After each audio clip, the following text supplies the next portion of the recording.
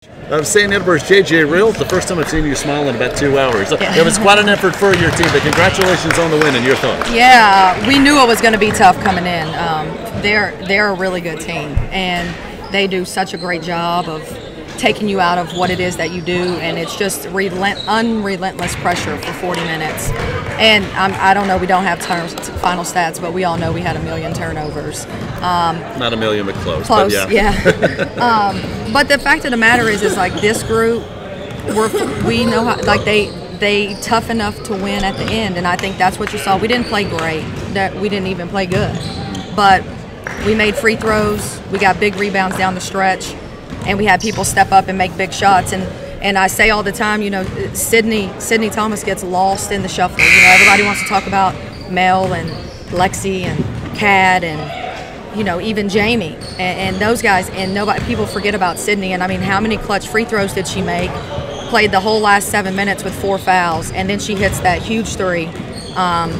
And that, you know, that was the difference right there. I'm going to ask you about Sydney because I made the comment with about a minute left. Her demeanor seems to be the same. The intensity is high, but a lot of times when you see players with that much intensity, their emotions will waver. And it doesn't seem like that's it for her, and she's only a freshman. It's really impressive. I mean, look, to be thrown into what she's thrown in with Taylor being injured and now what looks like it's going to be year-long, for her to be really the only point guard, you know, because we run Mel more at the 2.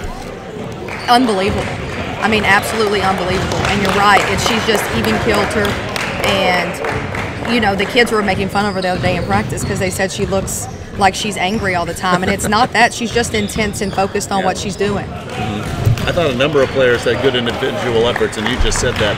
Angie Ramey got out to a great start, their best post player, and then Kiana Clark comes in and had the strength to seem to kind of push her away from the position she wanted. Yeah. How about Clark's came off the bench?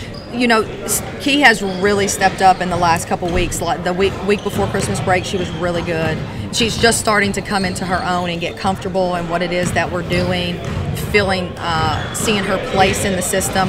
But you're right. Early on, Angie was able to get really deep pressure on a really deep position on us, and Key was able to push her out, and it was out of her comfort zone, and she wasn't near as effective.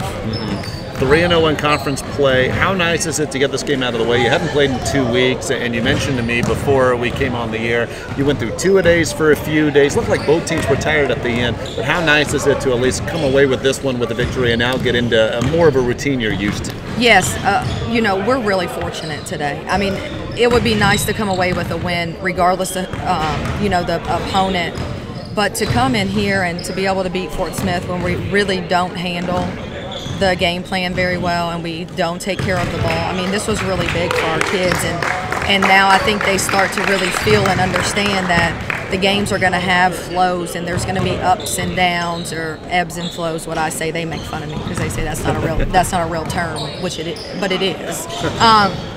But to know that if we just have patience and we have confidence in what we do, and we never get outside of the moment, that we'll be okay.